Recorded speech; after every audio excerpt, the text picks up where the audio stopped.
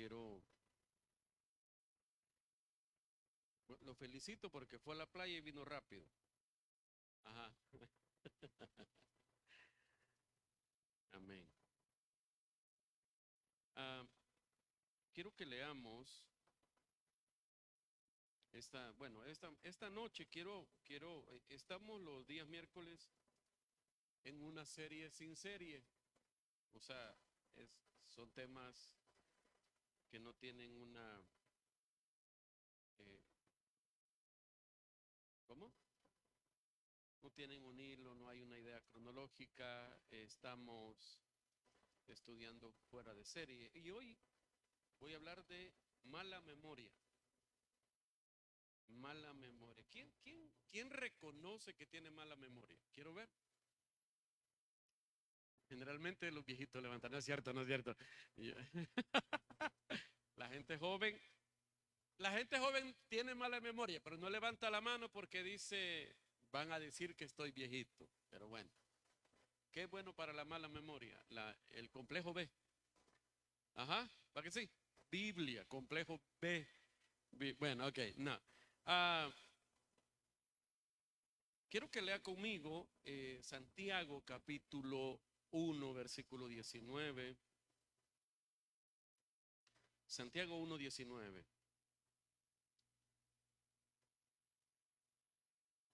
Solo para comenzar, leemos Santiago.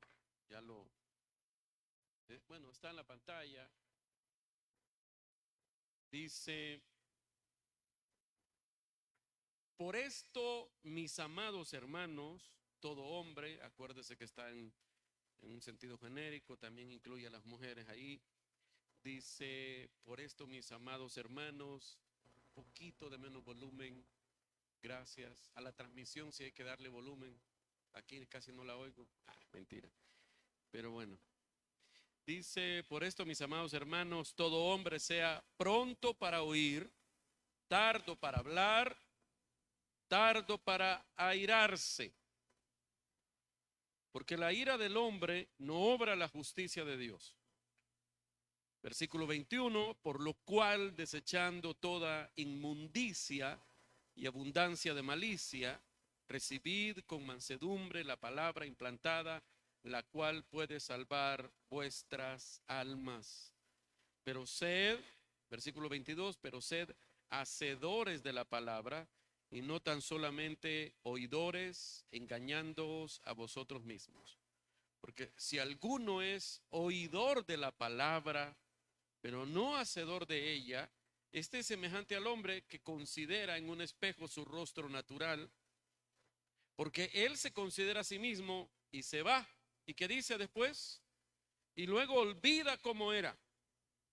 Mas el que mira, versículo 25, mas el que mira atentamente en la perfecta ley, la de la libertad, y persevera en ella, no siendo oidor que olvidadizo, sino hacedor de la obra, este será bienaventurado en lo que hace. Bienaventurado significa feliz, 3 veces feliz, dichoso, bendecido, etcétera. Eso. Ok. Esto de la mala memoria es un asunto común de todos nosotros, a menos que, claro, como le digo, esto es común, pero hay excepciones. Hay honrosas excepciones de gente que tiene una memoria privilegiada. Digo privilegiada porque no es de todos. Hay gente que puede recordar detalles con solo pasar una mirada aquí. Puede recordar, si usted pasa una mirada aquí y después cierra los ojos y yo le digo qué color es la camisa de Rosalba o cuál es el color de la camisa de Javier, podría que alguien me diga ¿verdad? Y adivine, pero puede que alguien no esté adivinando, sino que tenga eso muy claro en su memoria, pueda retener esos detalles, y eso no es de todos. Olvidamos muchas cosas. De hecho, ¿se acuerda? Mencionábamos hace unos días un estudio que hizo la Fuerza Aérea de los Estados Unidos que decía que después de 72 horas olvidamos el 70 o el 80% de lo que oímos. Esa es una estadística triste para un pastor, vea, que ya para hoy miércoles ya no se acuerda de la prédica del domingo usted. Por eso es que hoy le vamos a pasar un examen. Los servidores pasen con la hojita, por favor. No es cierto, ya se afligió. Pero mire, no, a veces somos malos para recordar, oiga esto, somos malos para recordar lo que deberíamos olvidar. Mejor dicho, somos malos para recordar, no, somos buenos para recordar lo que deberíamos olvidar. Y somos buenos para olvidar lo que deberíamos recordar. Por ejemplo, en la Biblia encontramos que Dios nos motiva a olvidar cosas y nos motiva a recordar otras cosas. Por ejemplo, como le dije, pero somos arrevesados que recordamos lo que deberíamos olvidar y olvidamos lo que deberíamos recordar. ¿Qué deberíamos olvidar? Por ejemplo, las ofensas. Para no volvernos amargados, deberíamos olvidar las ofensas. De hecho, la Biblia dice, había una ley en el Antiguo Testamento que cuando alguien mataba a otra persona accidentalmente, podía él huir a una de las ciudades de refugio que habían en Israel. Habían establecido Dios, por orden de Dios, ciudades de refugio para que el que había asesinado a alguien de manera accidental pudiera huir ahí mientras estaba en esa ciudad. El tiempo que fuese, nadie podía irlo a traer preso, o peor aún, cumplir en esa persona la ley del talión. ¿Cuál era la ley del talión? Ojo por ojo, diente por diente, mano por mano, pie por pie, vida por vida. La ley decía que si alguien mataba a otro, había un familiar que tenía derecho a vengarse. Y si le había arrancado la mano, el otro tenía que pagar con su propia mano. Y si lo había matado, pues el vengador de la sangre le llamaban a ese cuate, el familiar resentido que andaba queriendo vengarse del otro, el vengador de la sangre. Pero, si esta persona huía a una ciudad de refugio, no podía nadie entrar a sacarlo de ahí. La ciudad más importante de refugio estaba en una ciudad que se llamaba Manasés. ¿Cómo? Manasés. Y Manasés significa olvido. Olvido.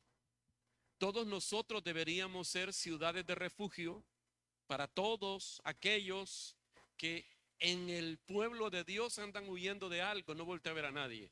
Pero muchos de nosotros andamos huyendo de un error, de un pecado, de luchas. Estamos enfrentando situaciones difíciles. Y cuando alguien viene y te cuenta algo y te expresa las batallas que está luchando, deberíamos oír y no juzgar. No, bueno, sí. Igual, si no deberíamos juzgar.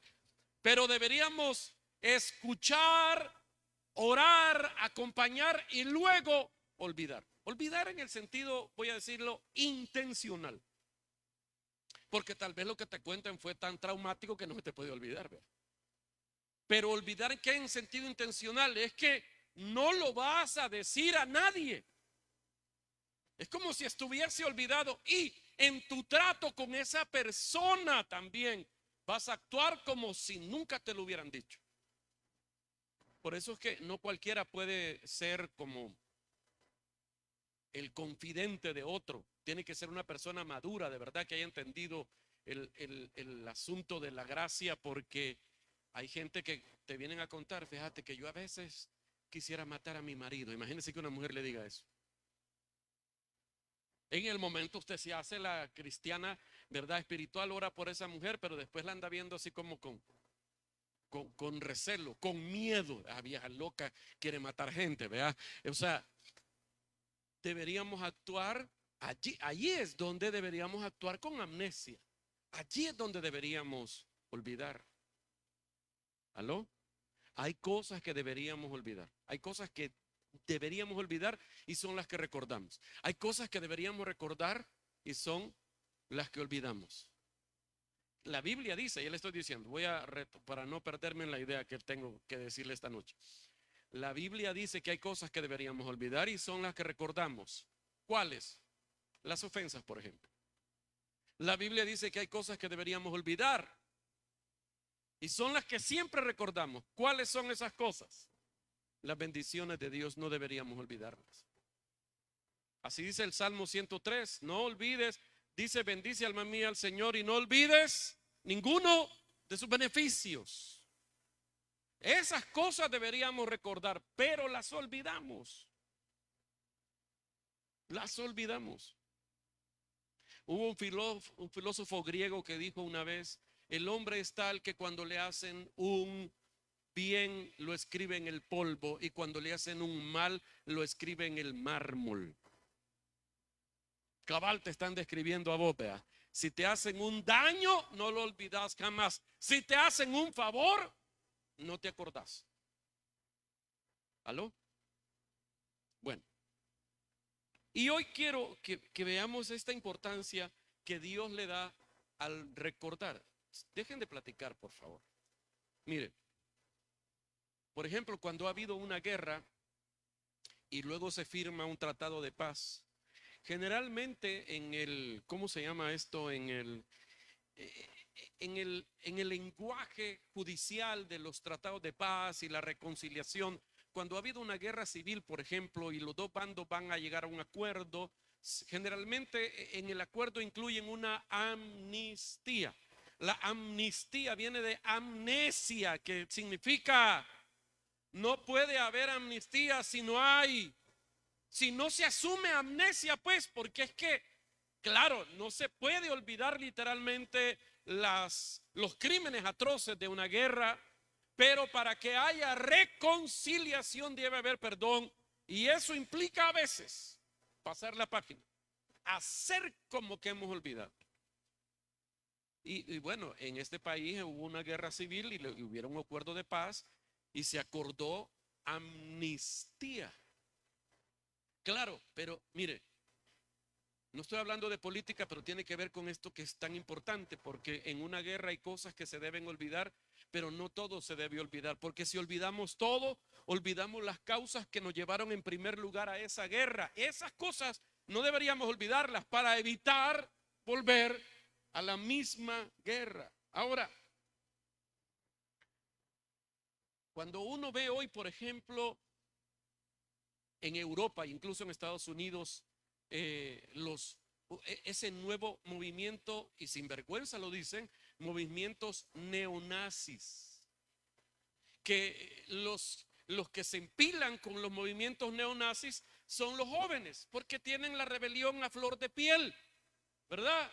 Usted ve, mire, muchos de los revolucionarios de América Latina fueron revolucionarios mientras estaban jóvenes, pero cuando ya envejecieron, se les bajaron 10 rayitas a su revolución, porque es que tenemos una rebelión a flor de piel. Y hoy, con el asunto de, como ya casi no hay revoluciones en América Latina, como las de los 80s, ahora se están poniendo de moda este movimiento neonazi que es popular entre la gente joven en Europa, en Estados Unidos, le digo, y se rapan la cabeza, bueno, se le llaman también las cabezas rapadas, se tatúan o se pintan en las cabezas las esvástica, la cruz de los nazis. Y para ellos es una onda muy cool. Y yo cuando veo esto digo, pero se les olvidó todo lo que hizo Hitler y lo que hicieron los nazis, porque no voy a decir los alemanes, porque los alemanes, hablar de alemanes y hablar de nazis son dos cosas diferentes. ¿Sí? Es como hablar de católico. Nosotros tenemos la idea que hablar de católico es hablar de idólatra, y no todos. Es como para los católicos hablar de evangélicos es hablar de fanáticos.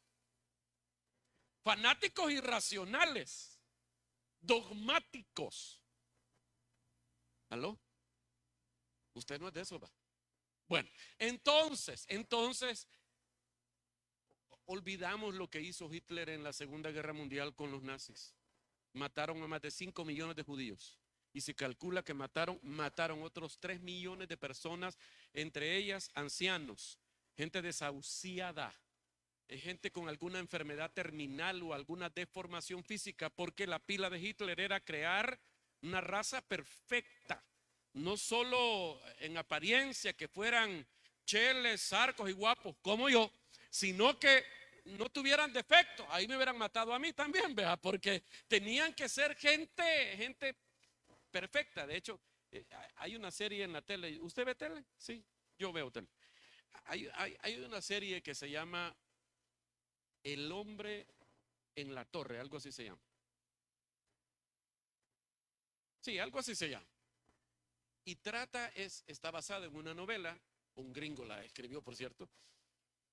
Está basada en una novela que explica esta hipótesis que hubiera pasado si Hitler hubiera ganado la guerra. Y en esa novela el tipo describe un Estados Unidos, bueno, una América, aparte de Europa, una América gobernada por los nazis. Hitler vivo como el rey de medio mundo. Digo medio mundo porque también en esta historia se plantea la teoría de que, o la fantasía de que los japoneses también ganaron su lado del mundo, porque en la Segunda Guerra Mundial estaba sobado este señor, vea, y mientras todo el mundo estaba concentrado en la guerra contra Hitler, allá a las espaldas estaban los japoneses conquistando ¿cómo se llama? El oriente del mundo. Entonces, en esta serie cuentan o plantean esta que era una realidad, un secreto a voces, como los nazis incluso mandaban a dormir a los hijos de los funcionarios públicos nazis que tuvieran una enfermedad terminal o una deformación congénita. ¿Por qué? Eran las leyes del Führer, del jefe, de Hitler, porque si teníamos a un niño que corría peligro de que este tuviera hijos así, y eso ya dañaba el plan de crear una super raza aria. Entonces, imagínense todas esas locuras. Y hoy hay gente que está como muy entusiasmada con el movimiento neonazi. ¿Qué pasa ahí? Mírenme aquí, que están olvidando lo importante, lo que no se debe olvidar. Y a veces, como le dije, recordamos, no se ameque, mire para acá, recordamos lo que debemos olvidar y olvidamos lo que debemos recordar. Entonces, ya no me distraiga, mírenme. Para que, bueno, hay una teoría en cuanto a estos centros de ya no voy a hablar más de la guerra, solo déjeme terminar con esta idea. Los defensores del movimiento neonazi dicen que como el que gana la guerra escribe la historia, dicen ellos. Entonces es que los que ganaron la guerra, que fue los aliados, Estados Unidos, Inglaterra, Francia, Rusia, ellos contaron su versión de la historia poniendo a Hitler como el villano de la película cuando no era así. Entonces, de hecho, hay un grupo de negacionistas, le llaman a estos en este tema, los que niegan que hubo un holocausto donde mataron a millones de judíos, solo por ser judíos. Por eso entonces los judíos han establecido museos del holocausto en muchas partes del mundo. De hecho, aquí cercano a nosotros en Guatemala hay un museo del holocausto donde usted puede ir a ver muestras históricas de lo que realmente pasó en la Segunda Guerra Mundial con los judíos. Y como le digo, es que a veces tenemos amnesia selectiva. Olvidamos lo que queremos olvidar o nos hacemos la señora de los panes. Vea, no es que lo olvidemos, solo nos estamos haciendo los locos con eso. Voltea a ver al que se hace así, el de la par. Miren, míreme, todos hemos hecho eso alguna vez. Todos. Tal vez vio a alguien del otro lado de la acera ahí en un lugar y entonces el otro lo quiso saludar, usted se hizo el que no lo vio. Y después mira, te vi aquel día. ¿Cuándo vos? Aquel día, no me acuerdo vos, vea. O sea, amnesia selectiva. Nos hacemos los que no recordamos cuando sentimos que no nos conviene. Entonces, ¿qué debemos olvidar? Debemos olvidar las ofensas. ¿Qué debemos recordar? Solo para hacer un recuento de lo que he hablado hasta hoy. ¿Qué debemos recordar? Las bendiciones del Señor debemos recordar.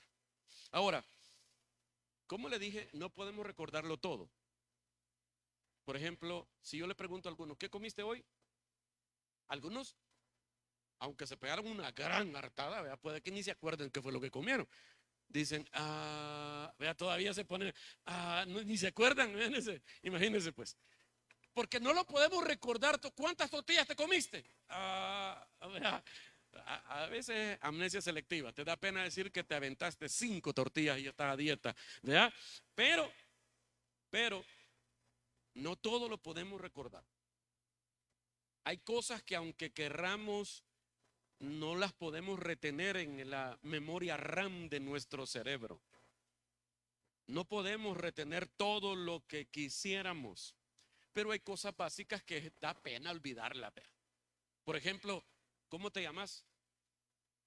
Vos podés olvidar tu número de DUI, pero ¿cómo te llamas? No. ¿Habrá alguien al revésado que diga yo me acuerdo de mi número de DUI, pero para saber cómo me llamo tengo que ver el DUI?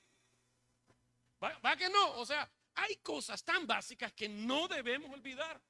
¿Cómo te llamas? ¿Qué edad tenés? Bueno, los hombres no olvidan la edad que tienen, las mujeres lo olvidan, no saben cuántos años tienen ni cuánto pesan, ¿verdad? Las mujeres no olvidan su estado civil, los hombres sí. Bueno, ya le dije, ¿verdad? Es un mal así como repartido. Entonces, si hablamos de la vida espiritual, si hablamos de aquello que Dios quiere que recordemos, también tenemos que aceptar que hay cosas muy importantes para Dios que Él quiere que nosotros recordemos, pero que olvidamos. Hay cosas que se nos olvidan. Ahora, usted puede olvidar en qué pasaje de la Biblia dice tal cosa. Usted puede olvidar la cita, el libro. Usted puede olvidar esos detalles. De hecho, me acuerdo que alguien me decía hace mucho tiempo que si yo no me acordaba de la fecha en que yo recibí a Cristo, no era salvo. Porque si yo fuese salvo, no olvidaría el día en que fui salvo. Espérame, voy a hacer aquí, vamos a hacer una encuesta aquí. ¿Y usted se acuerda del día en que usted recibió al Señor? Si se acuerda del día, sí, pero ¿de la fecha? ¿De la hora? Es que si se acuerda de la fecha y del día, es salvo. Si se acuerda de la hora, son otra posición más elevada allá en el cielo, ¿verdad? Pero eso no tiene nada que ver. O sea, a Dios no le interesa si te acordás o no de la fecha y de la hora en que invitaste a Jesús o que recibiste al Señor en tu corazón, que fuiste salvado, como quiera llamarle. Lo importante es que pasó, sucedió. ¿Aló? Como aquellos que alegan, por ejemplo, que la Semana Santa, así como la Navidad, Jesús no nació en diciembre, todos sabemos eso. Dicen algunos entonces, tampoco la Semana Santa es la fecha en que Jesús murió. Entonces, no deberíamos, ya vamos con otra bayuncada. Vea. El hecho no es la fecha, es el acto. Ahora, no importa si no te acordás cuando recibiste al Señor, el asunto es que pasó. Ahora, eso no es lo relevante, sos hijo. ¿Alguno de ustedes se olvida de cuándo nació? Sí. Alguna gente que no se acuerda, ya le dije, las mujeres no se acuerdan en qué año nacieron. Pero hay cosas que no debemos olvidar. Y entonces viene el Señor y te dice, yo acepto que olvidé ciertas cosas. Acepto que algunas cosas te pasen por alto, pero hay cosas que no olvides. ¿Alguna vez lo ha mandado al súper a usted? Sí, a los hombres estoy preguntando. A las mujeres no las mandan al súper, ellas mandan al súper. Pero, ¿alguna vez un hombre aquí ha ido al súper y ha olvidado algo? O un detalle, trae frijoles, trae arroz y lleva arroz, pero de otra marca, por ejemplo. Y te dicen, mira, traes esto y esto, pero no vayas a olvidar tal cosa. O sea, te están diciendo, puedes olvidar todo eso, menos esto. ¿Verdad? Y cuando llegas a la casa olvidaste todo y llevas lo que no debías olvidar y también se enojan. No es testimonio. Pero entonces, no es testimonio. Pues mío no es. Vean, me han contado. Bueno, ok.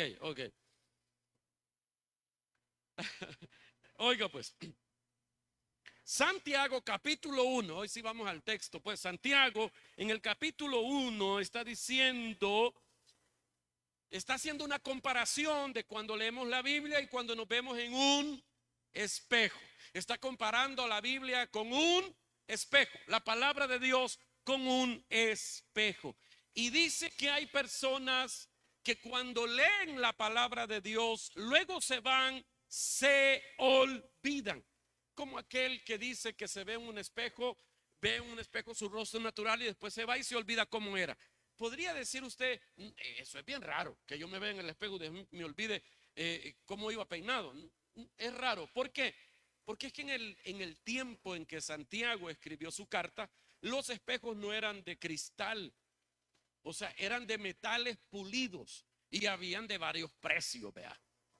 El más bajero, el más bajero, Anantillo se miraba la mar ahí toda, así toda chueca, ¿verdad? A cualquiera podría decir café yo, y es que así estaba el metal de pulido. Ahora, si era un metal muy bien trabajado y había mucho esfuerzo, y dependiendo del metal, así era el precio, así se veía la gente. Por eso es que dice, te ves y te olvidas, no recordás, porque la imagen en ese espejo no era nítida. Ahora sí, ahora usted se ve en un espejo y se ve hasta las imperfecciones, hasta el alma se puede ver hoy, vea. Yo me vi en un espejo de esos así, vea. Y ahí me di cuenta por primera vez hace varios años que me estaban saliendo pelos en las orejas. Esa es la primera señal de decadencia en un varón. Las mujeres no sé, ni me voy a meter a ese problema. Pero cuando a un hombre le empiezan a salir pelos aquí, es que, bueno, vaya a chequearse la próstata, la vista, porque usted ya va de regreso. No hablemos de los que no han venido. Entonces, Santiago dice que cuando nos vemos en la ley, la perfecta ley de la libertad, así le llama él a la palabra de Dios, Santiago dice que debemos tener el cuidado de no olvidar lo que leemos ahí. ¿Qué debemos hacer entonces? Santiago está diciendo, debemos atesorar la palabra de Dios en nuestro corazón. Por eso usted lee en el Antiguo Testamento que decía Dios, nunca se aparte de tu boca este libro de la ley, sino que de día y de noche, se le dijeron a Josué, de día y de noche meditarás en él. Oiga, meditar en él. En el Salmo 1 también dice que el que medita de día y de noche en la palabra de Dios será bienaventurado y será prosperado en todo lo que haga. Oiga, Dios está interesado en que no olvidemos su palabra. Y para no olvidar la palabra, dice, debemos meditar en ella de día y de noche. O sea, meditar es pensar y repensar, pensar y repensar. Y por ejemplo, le dijeron al pueblo de Israel, repite estas palabras a tus hijos cuando te levantes, cuando te acuestes, cuando vayas en el camino. Repíteselas a tus hijos. Y en las dos ocasiones está usando una de las 7 leyes de la enseñanza. Una de las 7 leyes de la enseñanza, que es la más, voy a decir, fundamental, es la repetición. Diga conmigo, ¿la qué?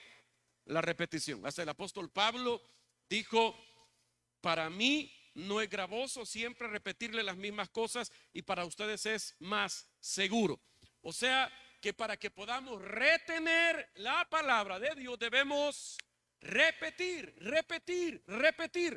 Bueno, ¿cuántos han venido al discipulado aquí? El proceso del desarrollo de la vida. En el paso 2 hablamos que, mire, lo mejor que puede haber para memorizar la palabra de Dios es 3 pasos. El primero, el segundo y el tercero.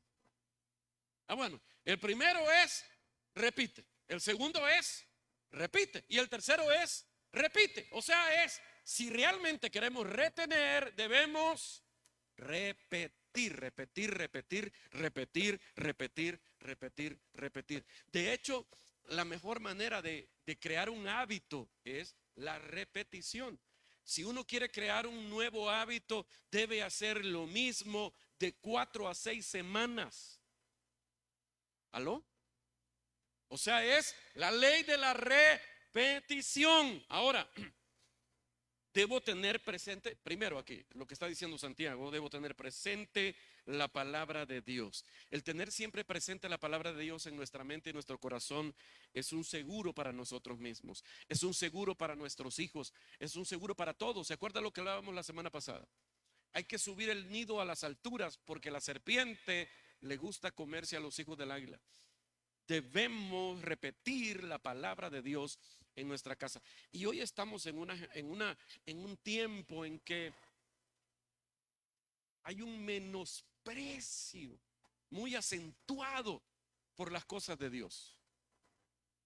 Y hay voy a decir, una nueva fascinación por las cosas espirituales, que no es lo mismo lo que para la gente de hoy significa espiritual que lo que significa la palabra de Dios.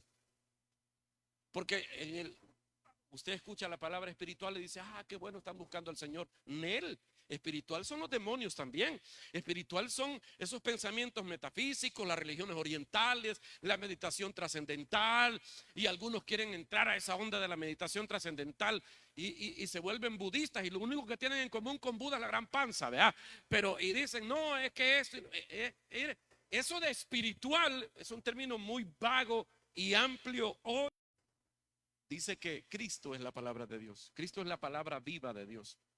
Ahí está en la pantalla. En el principio estaba la palabra, o el verbo, dice otra versión, y la palabra estaba con Dios, y la palabra era Dios.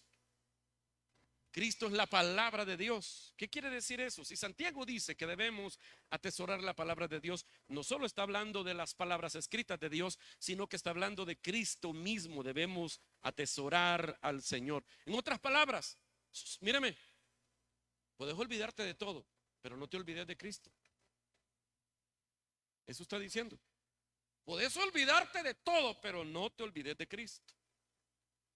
Oiga, y qué terrible es que, por ejemplo, en las fiestas religiosas de nuestra cultura cristiana tradicional, porque no son celebraciones católicas, son celebraciones en las que nos involucramos todos los que somos cristianos. En las celebraciones cristianas tradicionales, ya Cristo no es el centro del asunto. En Navidad, ¿cuál es el personaje más importante de la Navidad? La Coca-Cola.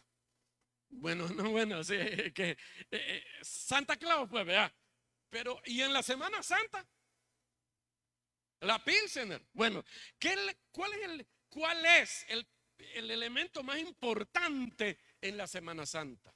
La vacación, la playa, el relax, eso. Nos olvidamos la razón de la Semana Santa. Cuando Pablo escribe a los Corintios, dice, hablando de la muerte de Jesús, dice, Cristo murió para que ahora nosotros podamos vivir. ¿Para qué? Para que ahora nosotros vivamos para Él. Quiere decir que cuando la Semana Santa debería servir para recordar la muerte del Señor Jesucristo, también debería servir para recordar mi muerte con Él en la cruz y mi nueva vida hoy rendida al Señor. Pero de lo que menos se habla en la Semana Santa es de Cristo. Hasta el calor es más popular que Cristo en la Semana Santa. Si hubiera la manera de medir un trending de las palabras que más hablamos en Semana Santa, es calor, no Cristo. Bueno, no estoy bravo. Bueno, porque no he empezado a predicar, todo esto es una introducción. David decía, oh Jehová, cuánto amo yo tu ley, de día y de noche ella es mi meditación. Ahora, la meditación no está limitada a las religiones orientales, pues, ¿verdad? Y no estamos hablando de meditación trascendental. La palabra meditación en el Antiguo Testamento era una palabra que significaba o también se usaba para describir el acto de rumiar. ¿Ha oído hablar de los rumiantes? Pero ¿se ha comido algún rumiante? Sí, me refiero a una vaca, pues, ¿verdad? Las vacas, los bueyes son rumiantes, o sea, son animales que tienen más de un estómago. Entonces cuando comen, mastican y lo pasan a un estómago. Después de un momento lo vomitan. Y, y lo vuelven a masticar, lo mastican para sacarle más nutrientes a eso y lo pasan al segundo estómago. Después de otro rato lo vuelven a vomitar y lo vuelven a masticar hasta que lo pasan al tercer estómago para luego defecarlo. Imagínense pues, rumiantes. Y de ahí viene la palabra meditar en el Antiguo Testamento, que significa que meditar es pensar repetidamente en algo. Y si hablamos de la palabra de Dios, es pensar repetidamente en un versículo, en una frase, en un pensamiento de Dios. Usted piensa en eso, le da vuelta y luego, claro, tiene que hacer otras cosas. Lo deja en paz, lo pone en pausa y luego que se desocupa, vuelve a traer la idea a su mente una vez más y le empieza a dar vueltas, empieza a pensar, a repensar, toma notas, escribe, busca. Eso es meditar. Tengo la leve sospecha que aquí nadie medita en la palabra de Dios. ¿Aló? Es más, si hay gente que lee la Biblia como tarea de escuela, ¿verdad? No, tengo que leer un capítulo diario, un capítulo diario. Y ahí va, amén. Y ya te dormí, vea. ¿Y de eso qué? No es, mire, más importante que la cantidad es que puedas retener algo de lo que estás leyendo. Vuelvo a lo que decía David: oh Jehová, cuánto amo yo tu palabra o tu ley, la Torá, que era lo único que estaba escrito en ese entonces. Los salmos no estaban escritos porque él los iba a escribir, ¿vea? O sea, solo estaba la Torá, es lo que estaba de la Biblia hasta ese entonces. Entonces él dice: oh Jehová, cuánto amo yo tu palabra de día y de noche. Ella es mi meditación. Ok, pero ¿qué cosas quiere Dios que no olvidemos de su palabra? Ya le dije, no podemos recordarlo todo. ¿Cuántos versículos de la Biblia se puede usted de memoria?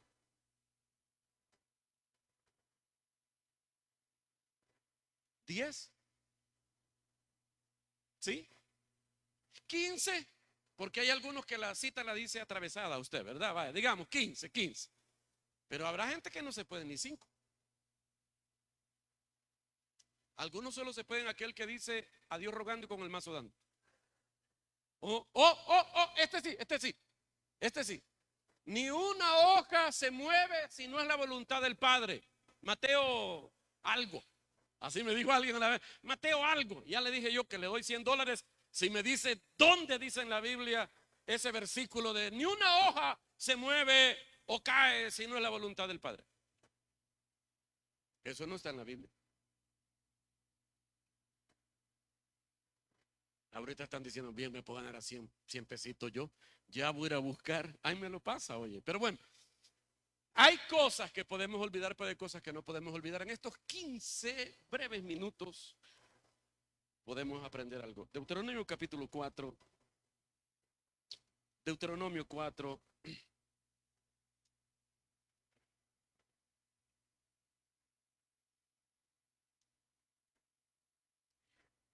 El versículo número 7. ¿Lo tiene? Bueno, está en la pantalla. Deuteronomio 4:7 dice: porque ¿qué nación grande hay que tenga dioses tan cercanos a ellos como lo está Jehová nuestro Dios en todo cuanto le pedimos? Lea conmigo ese versículo otra vez, léalo. Porque ¿qué nación tan grande hay que tenga dioses tan cercanos como a ellos? Tan cercanos a ellos como lo está Jehová nuestro Dios en todo en cuanto le pedimos. Claro, está hablando ahí de Israel, de ese pueblo que era el pueblo de Dios antes. Una aclaración: hoy, en el año 2025, el pueblo de Dios no es Israel. Y yo no soy antisionista, perdóname, no. Yo soy pro Israel y bendecimos a Israel. La salvación viene de los judíos, dijo el Señor Jesucristo, y mi Salvador era un judío.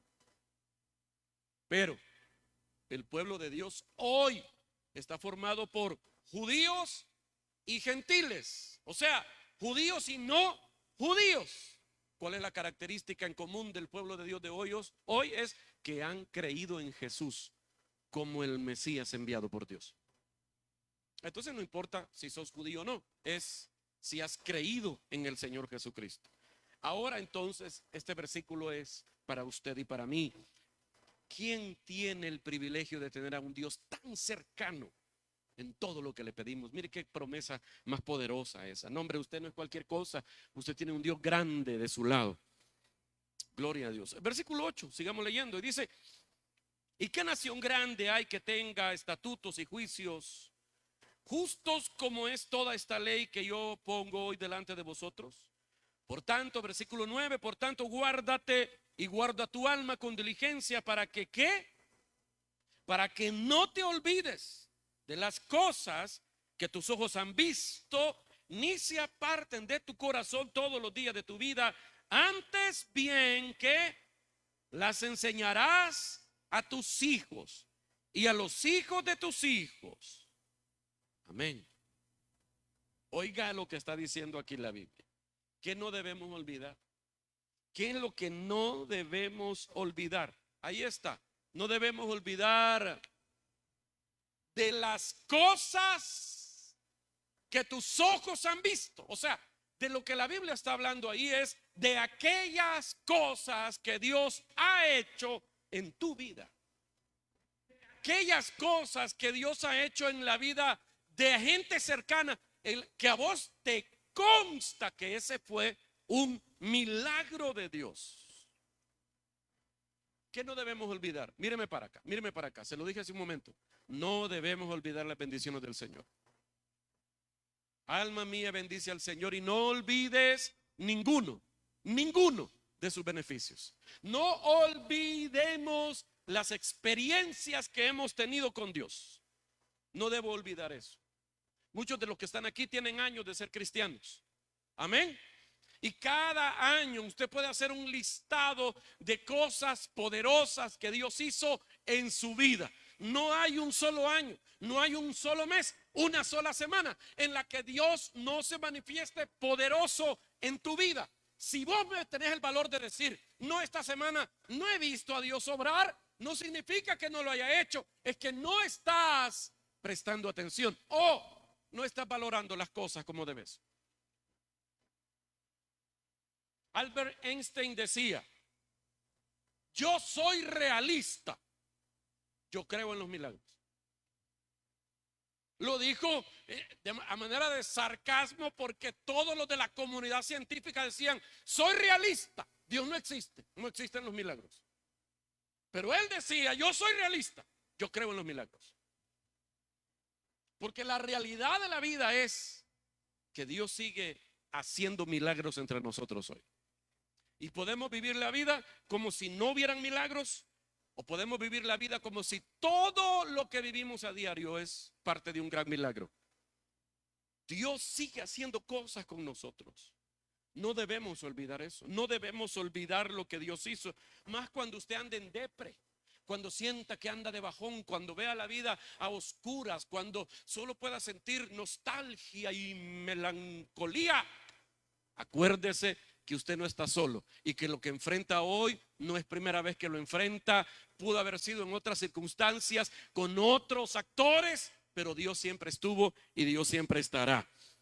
Debo recordar, no debo olvidar lo que Dios ha hecho por mí. No olvides las cosas que han visto tus ojos, ni se aparten de tu corazón en todos los días de tu vida. No olvides. ¿Te sanó Dios alguna vez? ¿Sí? ¿Te sanó Dios alguna vez? Pudo haber sido una cosa grave, gravísima, o pudo haber sido una cosa tan leve, pero Dios te ha sanado. Ah, no, pero nos acordamos la vez que no nos sanó y tuvieron que meternos el cuchillo en el hospital.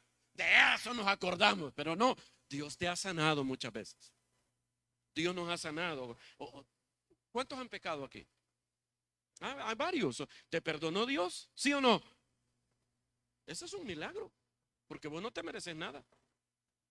Dios nos ha sanado, Dios nos ha perdonado, Dios nos ha provisto. ¿Cuántos de ustedes han tenido una necesidad económica Puede haber sido, ya le dije, una pequeña cantidad, una gran cantidad, pero en el momento en que vos la estabas viviendo era una cosa grave y delicada, porque aunque fuera poca la cantidad, no la tenías. Y he escuchado testimonios de gente que se haya visto en la calle, ¿verdad? Con una gran tristeza porque no tenía para pagar tal cosa, se pone mejor a lavar la ropa para distraerse, y en la bolsa de un pantalón chuco hay un billete de a 50. Y me dijo una mujer: ¿y cuándo había tenido yo un billete de a 50 en esos últimos meses? Bueno, el Señor la mandó un ángel a meter ese billete de 50 ahí para ver cuándo vos te dignabas a lavar esa ropa chuca, ¿verdad?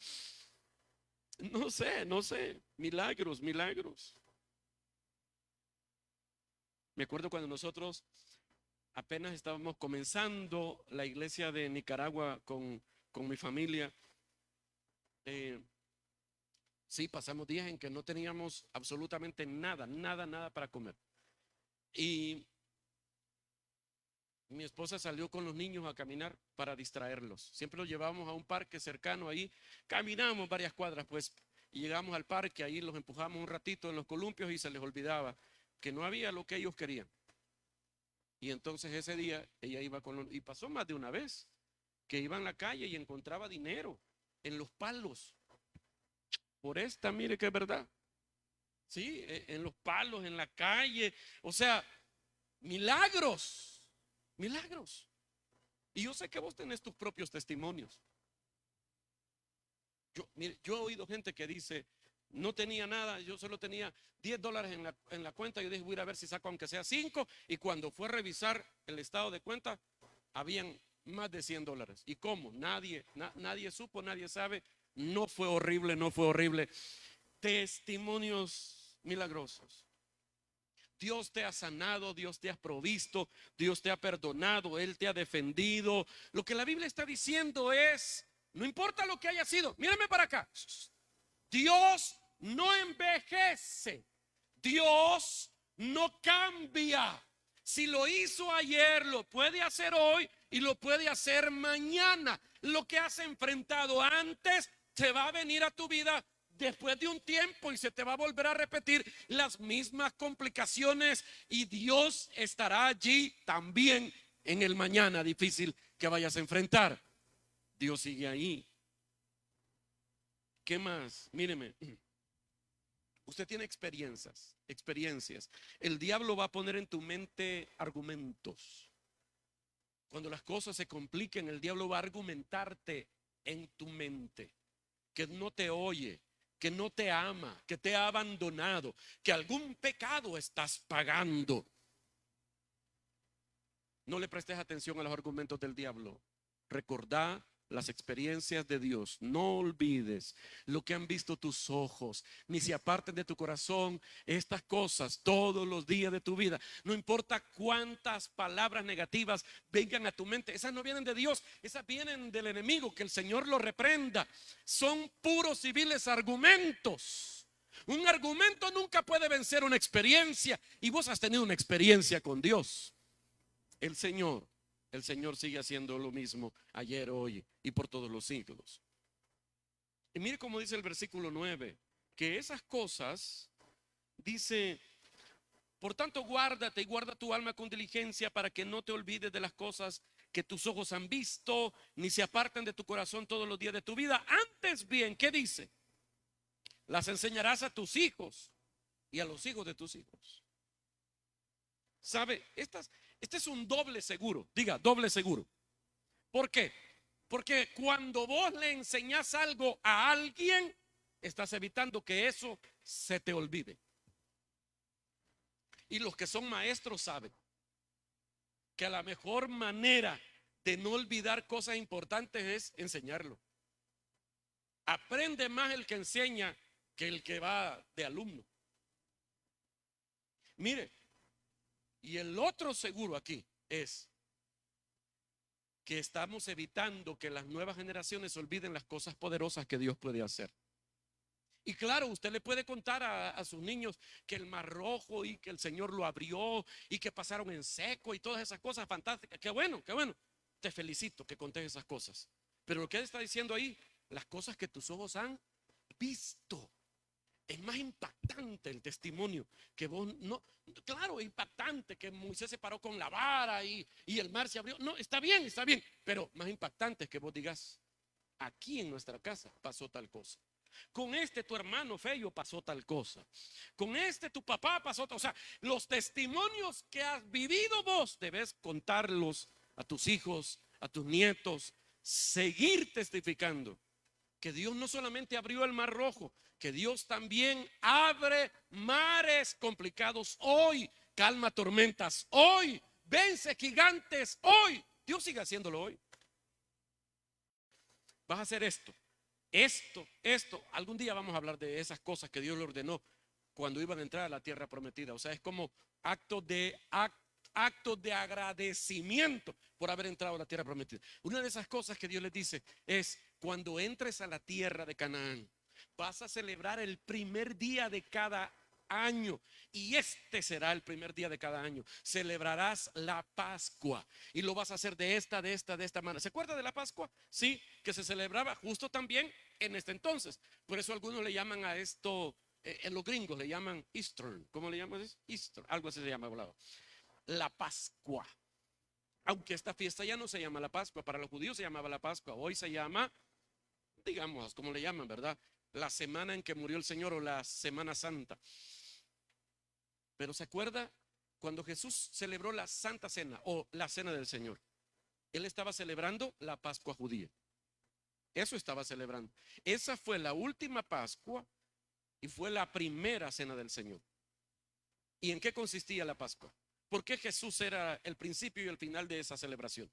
¿Por qué? Porque la Pascua era para recordar que Israel estuvo de esclavo en Egipto y que Dios, para liberarlos, hizo varios actos milagrosos, y el último de los actos milagrosos consistía en una cena. Y la cena se tenía que hacer matando un cordero. Y la sangre del cordero tenía que usarse para pintar los dinteles de la puerta, arriba en el marco, los postes de los lados, y luego cerrar la puerta, y luego comerse el cordero con hierbas amargas, con pan sin levadura. Cada una de esas cosas tenía un significado, pero lo fundamental de todo esto, que era una secuencia de símbolos, es que el cordero representaba al Señor Jesucristo. Y la fiesta se llamaba Pascua. En hebreo era Pesaj. La palabra Pesaj significa pasar de largo. ¿Y qué significa eso? Que Dios dijo: esta fiesta van a matar al cordero, van a pintar con la sangre los dinteles de la puerta, cierran la puerta, y ustedes adentro se comen el cordero. Y al día siguiente van a ser libres. Pero no salgan, porque esa noche caminará en la ciudad el ángel de la muerte y va a matar a todos los primogénitos de Egipto. El primer hijo de cada hombre, el primer animal, el primogénito morirá. Pero en las casas donde haya sangre en la puerta, el ángel de la muerte pasará de largo. ¿Se imaginan los judíos ese día? Bueno, no eran los judíos todavía, eran los hebreos. Estaban en esa casa, ya habían pintado las puertas con sangre, pero cuando oían allá afuera a los chuchos ladrar, como que alguien iba pasando, ¿verdad? Todos se quedaban. Le decía la mujer al marido, siempre las mujeres con esa alta confianza que le tienen a los maridos, le decía: viejo, pintaste bien. Yo solo vi que la mujer que estabas haciendo, pintaste bien. Anda, pinta otra vez, guacho, le decía el hombre. Ahorita ya no salgo, me van a matar, más que yo soy el primero de mi familia. Pero yo siento que viene cerca, viejo. Y oían quizás hasta los pasos, ¿verdad? Arrastraban una cadena. No me pida versículo de eso, ¿verdad? Ay, mis hijos. No, esa es otra película, bueno. Pero ahí anda el ángel de la muerte afuera. Pero te voy a decir una cosa: no importa cuánto miedo tuvieran adentro, La seguridad de esa gente no estaba determinada por si tenían miedo o no, era la sangre que estaba en la puerta. Por eso a veces uno está en este caminar de Dios cubierto por la sangre del Cordero de Dios, pero también tiene dudas y a veces tiene miedo. Pero el día que te mueras vos te vas a ir al cielo, porque no es el miedo, no son tus emociones lo que determinan tu salvación, sino la sangre en la puerta. Bendito sea Dios. Entonces viene Dios y les dice, cuando entren a la tierra, van a contarle a sus hijos de esta fiesta. Y van a celebrar esta fiesta con tus hijos en casa. Y cuando tus hijos te pregunten, papá, ¿por qué celebramos esta fiesta rara? Vos le vas a contar, porque fuimos esclavos en Egipto. Y haciendo esto el Señor nos liberó. Algunos hijos cuando oían esas historias no podían creer que su papá haya sido esclavo. Si hoy manejaba una trocona que tenía parqueada allá afuera, ¿verdad? Tenían una casa en la playa y todo. ¿Cómo ahora es imaginar que su papá había sido esclavo? O sea, Dios los había liberado de eso hace muchos años. Entonces, lo que Dios les estaba diciendo es esto. Míreme, míreme. No olvides lo que han visto tus ojos. No lo olvides en todos los días de tu vida. Y cuéntasela a tus hijos. Cuéntasela a tus hijos. Te van a preguntar tus hijos, papá, ¿y por qué los domingos vamos a la iglesia? Hay niños que chiquitos no entienden por qué. Vos, si los haces mañanear toda la semana y el domingo que podrían quedarse durmiendo, también los levantás a bañarse y los traes a la iglesia. Ellos tal vez te van a preguntar, ¿y por qué vamos a la iglesia, papá? Papá, ¿y por qué vos cuando estás en el culto cerrás los ojos y llorás? Mamá, ¿y vos por qué cuando estás en la iglesia te tiras al suelo y te pones a llorar ahí? Mamá, ¿y por qué? Y entonces, ¿qué te toca? Contar. Cuando tus hijos te vean hacer fiesta para Dios y te pregunten, ¿y por qué hacemos esto? ¿Y por qué somos evangélicos y no católicos? ¿Por qué somos evangélicos y no mormones? ¿Por qué somos cristianos y no tal cosa? Les vas a contar, es que un día yo era esclavo y con la sangre del Cordero el Señor me salvó. No olvides. Yo conozco personas que en una fecha exacta pasó algo en sus vidas y Dios hizo un milagro. Cada año celebran una fiesta, una celebración para recordar eso, que eso sería muy bueno. ¿Sí? ¿Te acordás la vez que le pegaste a tu marido? No lo mataste, solo fue al hospital y el Señor te lo devolvió. Esa sería una fiesta para celebrar. Digo yo, pues cualquier cosa maravillosa de esas, ¿verdad? La vez que tu suegra se mudó de casa y bueno, cualquier cosa maravillosa de esas. Debemos recordar lo que el Señor hizo. Ya son las 8, compañeros. Ayúdame con el piano. Solo quiero terminar con esta idea. Miren.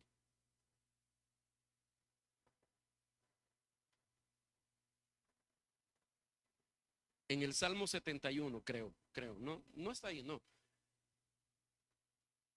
El Salmo 71 es la oración de un hombre anciano que tiene dudas sobre su futuro cuando sea más viejo. De hecho, hay una Biblia que el encabezado de la Biblia dice oración de un anciano. Y en ese salmo, el escritor, que no fue David, sino que fue Asaf, dice que cuando él se sienta cargado, preocupado, cuando sienta que perdió el rumbo de la vida, dice él, recordaré los poderosos hechos del Señor. Y mírame bien, mírame. Yo estoy seguro que Dios ha hecho en tu vida cosas increíbles. Pero que este día estabas enfrentando una situación complicada y este día no te acordaste que Dios te ha librado antes con mano poderosa y con brazo extendido. Seguramente hoy no te acordaste, pero Dios ha hecho cosas poderosas en tu vida. A veces olvidamos las grandes victorias de Dios en nosotros.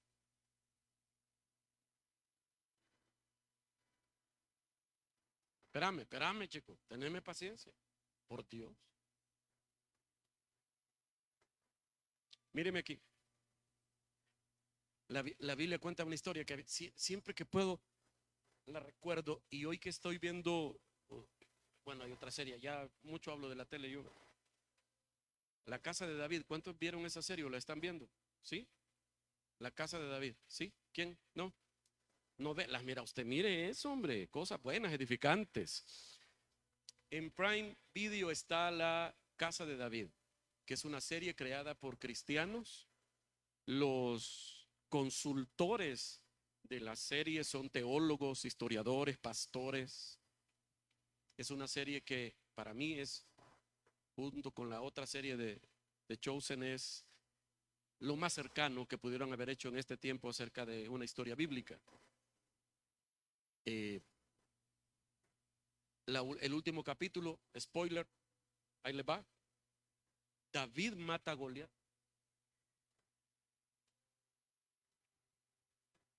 Lo sorprendente, lo que a mí, hay gente que me dice, no, no me cuente, y no está en la Biblia, no, ya lo leíste, pues. Lo que me sorprende ahí es la recreación de el momento en que Goliat muere. A Goliat no lo mató la pedrada. Yo se lo he dicho muchas veces, a Goliat no lo mató la pedrada. La pedrada lo tumbó al suelo. Él seguía vivo ahí en el piso. Dice la Biblia que cuando David vio a Goliat caer, él corrió, levantó la espada y se la, con todo el peso de la espada, se la dejó caer en la nuca y le arrancó la cabeza. Mire, ¿se acuerda de la espada de Goliat? ¿Se imagina? La Biblia dice que Goliat medía casi 2,98, casi 3 metros, digamos. 3 metros. ¿Cuánto medí? ¿Vos me dijiste que ya ves? 1,83. ¿Alguien mide 1 metro aquí? ¿Quién mide 1 metro? ¿Ah? 1,15. ¿Vos cuánto medís? No, vos estás muy grande. Mire pues, ¿vos cuánto medís? ¿Ah?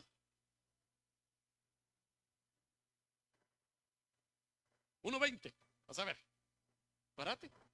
Párate, solo párate ahí. Párate vos también. Entonces, el tamaño de Goliat era más o menos así, mire. ¿Cómo es que te llamas, me dijiste? Stacy parada en los hombros de Peter. Bien, llegan ahí arriba, mire. Gracias. Hagámoslo, párate. No, no es cierto, no es cierto.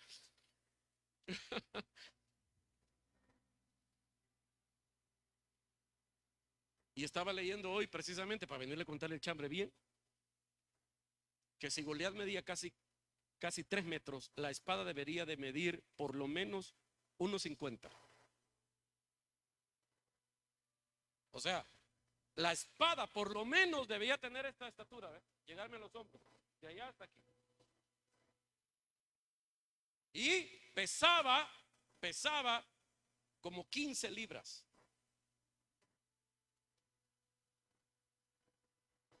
¿Cuánto habrá medido David? David era un hombre chiquito. Bueno, no era un hombre todavía bien formado, era un muchacho, era un mancebo. Así que con mucha dificultad levantó esa espada y la dejó caer.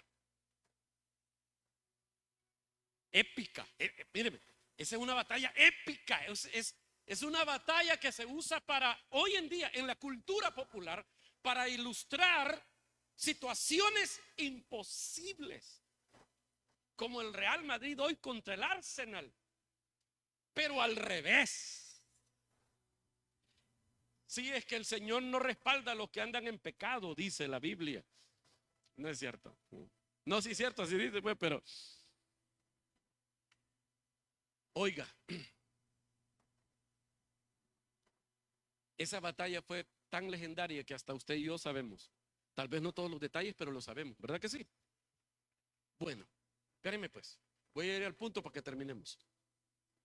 Un día David, sí, ese David, el que mató a Goliat, sí, ese, el que hacía con canciones y ese David, el que mataba osos y leones, ese muchacho, ese David, lo andaba persiguiendo otro gigante No era tan grande como Goliat, pero era más grande que todos los hombres en Israel. Se llamaba Saúl.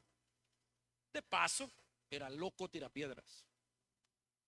Saúl estaba sobado, no, endemoniado. Y se le había metido aquí entre ceja y ceja que tenía que matar a David. Así que David huye por todo Israel, anduvo huyendo. En una de esas huidas, David está desesperado, cansado. Casi no han comido, casi no han dormido. Hay un grupo de gente loca que anda detrás de él siempre. Y se van a meter a la casa de los sacerdotes. Y cuando llegan a ese lugar, que era una especie de templo para Dios, improvisado, ahí tenían el arca escondida y tenían algunas cosas sagradas, pero no era un templo en sí, porque no había templo y no había tabernáculo.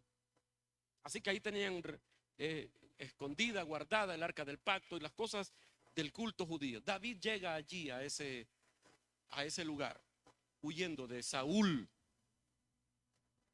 Y cuando llega allí, le pide al sacerdote que si no tiene pan, y el sacerdote le dice: solo tenemos el pan santo de la proposición, que es un pan, era un pan que se hacía de manera litúrgica para ofrecérselo a Dios, y solo se lo podían comer una semana después los sacerdotes. Ponían pan nuevo y quitaban el pan viejo. 12 panes recién horneados, los ponían en una mesa, y los panes que quitaban, el sacerdote tenía derecho a comérselos. Por eso esa era una figura. Por eso en el Nuevo Testamento decía que el que sirve del altar tiene derecho a comer de lo del altar. Es lo que pasaba con los sacerdotes. Entonces le dice el sacerdote: si se han guardado santos, les puedo dar ese pan. Y David le dice: sí, danos ese pan. ¿Tenés frijoles? Echale ahí. Cremita no tenés, echale algo ahí. Y se comieron los panes. Y en esa plática le dice David al sacerdote: ¿no tenés un puñal? Un machete corvo, una cuma, una espada por ahí que no ocupes, un sacapunta, algo que tenga filo, porque es que hay muchos peligros en la calle y no sabemos qué nos podemos topar y no tenemos armas. ¿Y no era él el que mataba osos con sus propias manos, pues? Le tenía miedo a ese gigante loco que andaba detrás de él. ¿Qué pasaba? Había olvidado las cosas que habían visto sus ojos. Y el sacerdote le dice: sí, aquí tenemos una espada. Ah, ¿me la prestás? El sacerdote le dice: yo creo que es tuya. Mía. Sí. ¿Cuál espada es esa? La espada del gigante. Gigante. No me suena. Goliat. Me suena ese nombre. No es la marca de una llanta. No. Goliat. Goliat, el gigante que vos mataste en el valle de Ela. ¿Por qué tuvo el sacerdote que darle todas las direcciones y cruzas a la izquierda y a la derecha? ¿Por qué tuvo que darle todos los detalles? David estaba olvidando las poderosas obras que Dios había hecho con él. Cuando el sacerdote le recuerda qué espada es esa, acuérdese el tamaño de la espada. Y David medía esto. ¿Se imagina andar cargando el gran volado aquí? Y andaban huyendo a pata. Si dicen que en camino largo hasta el sombrero estorba, imagínense ahora andar con esa gran espada arrastrando ahí. Yo me imagino que los que andaban con David, cuando le dijeron: aquí está la espada que te vas a llevar, los demás dijeron: no, hombre, a mí me la va a poner que yo la cargue, decirle que no me la lleven, bebé, no, hombre. No, David, ¿para qué te la vas a llevar? Y David le brillaban los ojos cuando vio la espada. Hasta la besaba. No era la espada, era el recuerdo de las victorias del Señor. ¿Se imagina David arrastrando la espada? Arrastrándola. Ya después de 2 kilómetros Él decía, que pesa está muy mala, que pesa está muy mala, pero él se acordaba, y el que la usaba no me aguantó ni la entrada, decía David, no, la vamos a llevar hasta el final. Mírame, hoy sí apagaste las luces. Mire, mire, mire, mire, mire. Dios se ha mostrado en tu vida poderoso. Y hay espadas de David, tu espada de Goliat, la espada de tu gigante. Esa espada que recuerda la victoria del Señor sobre esos gigantes que te acosaban. En abandonarlo todo. Pero seguís aquí porque en ese punto entendiste que tu relación con Dios no está basada en lo que sentís, sino lo que Él es y ha hecho por vos. Ese Dios sigue sentado en su trono y te ama. Él puede hacerlo otra vez. Él puede hacerlo otra vez. No importa cómo se llame tu gigante hoy. Tal vez tu gigante hoy no se llama Goliat. Tal vez tu gigante hoy se llama enfermedad, deuda, depresión, crisis familiar. No sé cómo se llama tu gigante. Usted lo sabe.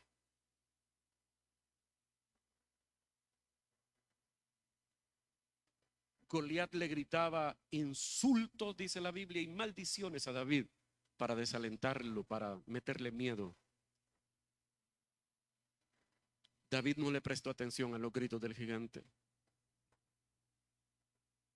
David recordó en 10 ocasiones a Dios en el transcurso de esa batalla. Recuerda a Dios hoy. Levanta tus manos. Él puede hacerlo de nuevo. No se ha cortado la mano del Señor para salvar, dice la Biblia. No se dormirá ni se adormecerá el que guarda a su pueblo. No te olvides. Este es el momento en que debes recordar las cosas que tus ojos han visto.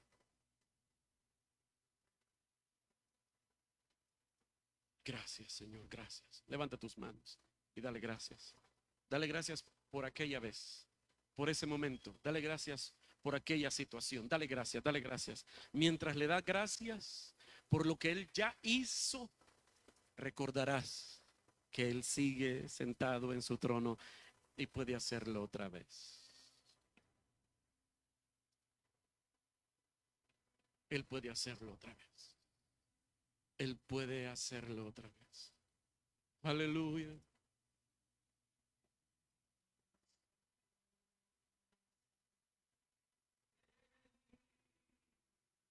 Él es mi luz, mi salvación. Jehová es la fortaleza de mi vida. ¿De quién temeré? ¿De quién temerás? ¿De quién temeré?